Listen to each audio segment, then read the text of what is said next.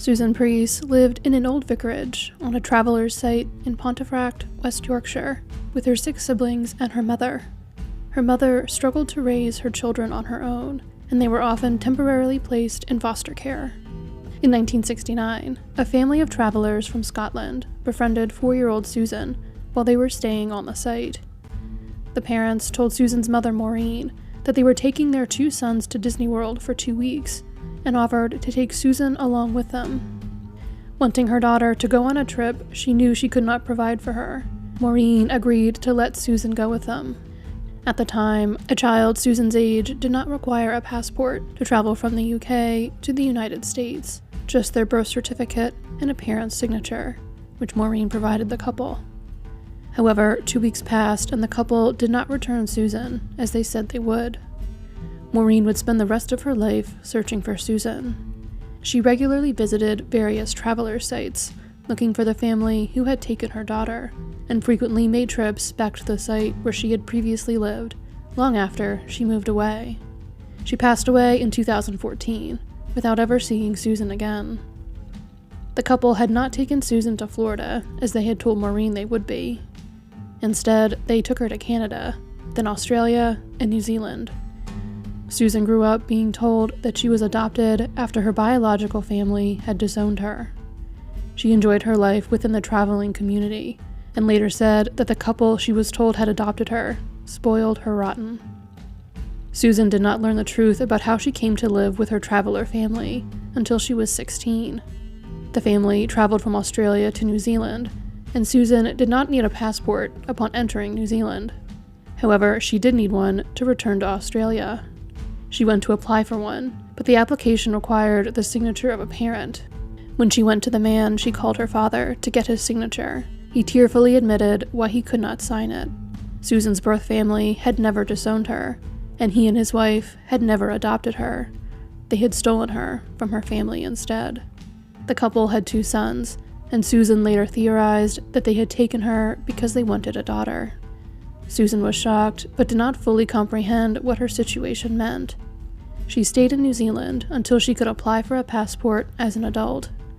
She returned to Australia when she was 19, and went on to marry a traveler, becoming Susan Gervasi. She had 3 children, and eventually 4 granddaughters. She and her husband ran a charity for travelers. It was not until 2022, when she had a conversation with someone who had been adopted, that Susan processed how serious her abduction was. The woman asked her if she was curious about how her birth family was feeling about her being gone, and Susan experienced what she later described as a light bulb moment, realizing that her birth family may have actually cared for her and wanted to know where she was. Susan remembered where she had lived back in England, so her husband posted about her story in a Facebook group for the area. Within half an hour, her family had been found. Their efforts to find her had always been hampered by the fact that they did not know the surname she had been given by the couple who took her, or later, her married surname. When Susan was able to speak to her siblings on the phone, they were crying hysterically with joy at the news that she was alive and located. While her disappearance was solved and Susan was reunited with her family, neither of Susan's abductors could face any charges, as the woman, who had multiple sclerosis, passed away when Susan was still a child, and the man passed away when Susan was 21. In the fall of 2022, more than 50 years after she was taken from her family, Susan traveled back to England to be reunited with her siblings and celebrate her 57th birthday. While she was not reunited with them until after their mother passed away, the reunion came just in time for one of her sisters, who has Parkinson's disease and dementia. She was able to see Susan before her condition worsened to the point where she could not understand what was happening. Susan hopes her story will give strength to the loved ones of other missing people. It gives a message to anybody who has lost somebody that miracles do happen. There is hope, she said after her reunion with her family.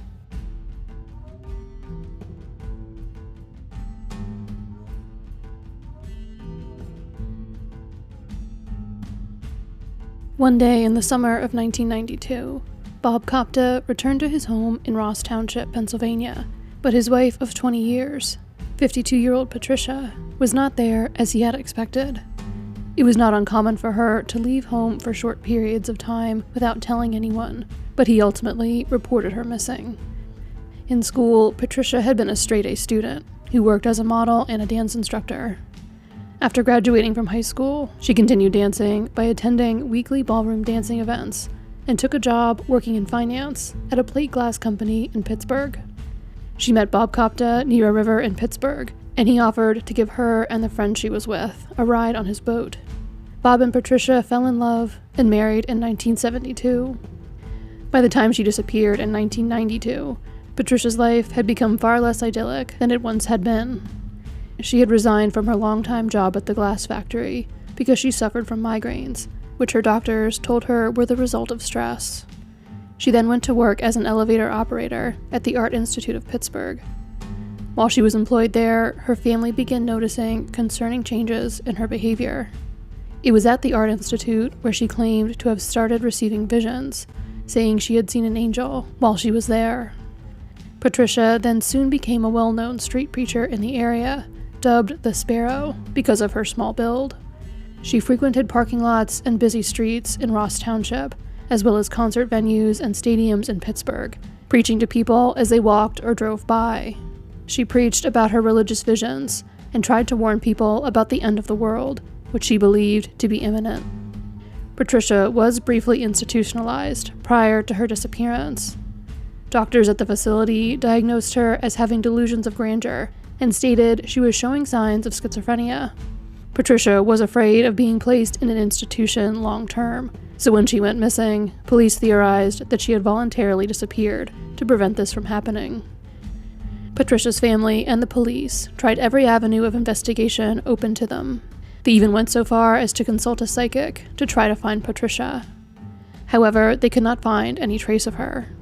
After Patricia had been missing for 7 years, she was declared legally dead.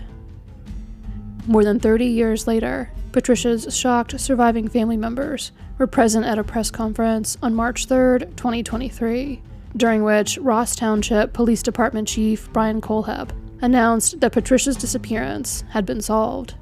She had been found alive, living in a nursing home in Puerto Rico.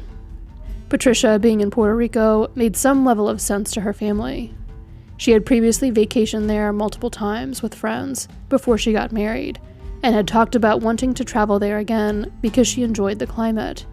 Bob Kopta had even taken out newspaper advertisements about his wife's disappearance there in hopes that someone on the island had seen her, but he never received any information from the effort. While Patricia's location was logical enough to her family, they were still shocked to learn that she was still alive after 3 decades. Patricia's twin sister died without knowing what happened to Patricia, but Patricia's husband Bob and younger sister Gloria finally learned her surprising fate. Patricia had been in Puerto Rico since at least 1999, around the time she was declared legally dead back in Pennsylvania. She had been wandering around several towns in the northern part of the island. She was found living on the streets and identified as a person in need. This allowed her to be placed in a care home for adults. At the time, she would not reveal any details about her past or her identity. At one point, she hinted that a cruise ship from Europe had brought her to Puerto Rico.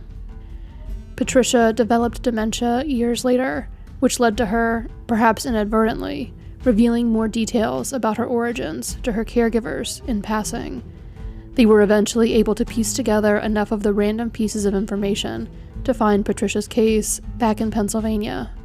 They contacted authorities there, and DNA samples provided by Patricia's sister and nephew confirmed that the woman in Puerto Rico, who now required more intensive care in a nursing home, was Patricia Kopta. Since Patricia was located, Bob Kopta has stated that he is relieved that his wife was not murdered or otherwise harmed. He is also happy that she is being taken care of so well in the nursing home. In the decades since Patricia disappeared, he would always fear that his wife had been killed and her body had been found anytime he heard about police finding human remains on the news. He never remarried, even after Patricia was declared legally dead. However, he has no plans to visit Patricia in Puerto Rico. Patricia's sister Gloria does plan to travel to Puerto Rico to see her, even though she understands that Patricia will most likely have forgotten her due to her dementia. Whether she knows me or not, I still want to see her and give her a hug and tell her I love her. I thought maybe she had died, Gloria said at the press conference.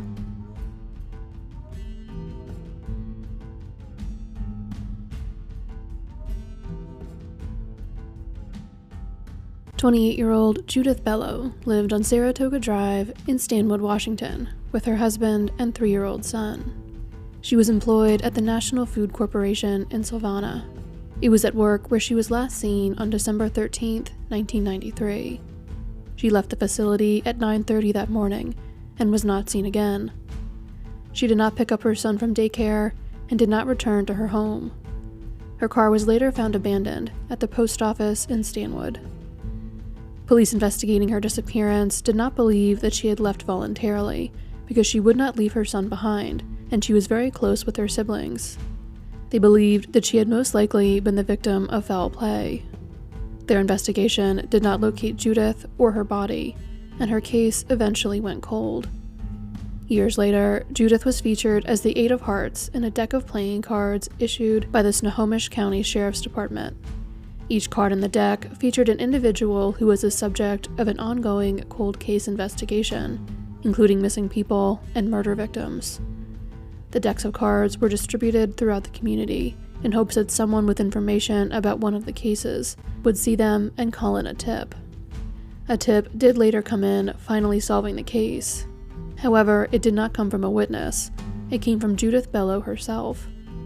On November 23, 2011, a woman claiming to be Judith called the Snohomish County Sheriff's Department and left a message stating that she was alive and living in California. In the following weeks, the Sheriff's Department investigated this claim and ultimately determined that the woman who contacted them was, in fact, Judith Bello. According to Judith, she had voluntarily disappeared because of serious problems in her marriage. She had cut off contact with her family because she was afraid of her husband and feared her siblings would face harassment from him if they knew where she was. She left Washington State in August of 1994 and was living in California when she saw her case on the Sheriff's Department's website. Since she left Washington, she had given birth to 3 more sons. Judith was not the only relative her family had spent years looking for. 3 months after Judith disappeared, her husband had abruptly left town with his and Judith's son, cutting off contact with Judith's family. They did not hear from Judith's son until he was a teenager, and chose to reach out to his mother's family on his own accord, contacting his maternal grandmother in Mexico shortly before she died. Judith's siblings were ecstatic to find her, and to learn that they had 3 more nephews. Several of her brothers began making plans to go to California to spend Christmas with Judith and her sons once the Sheriff's Department put them in contact with her.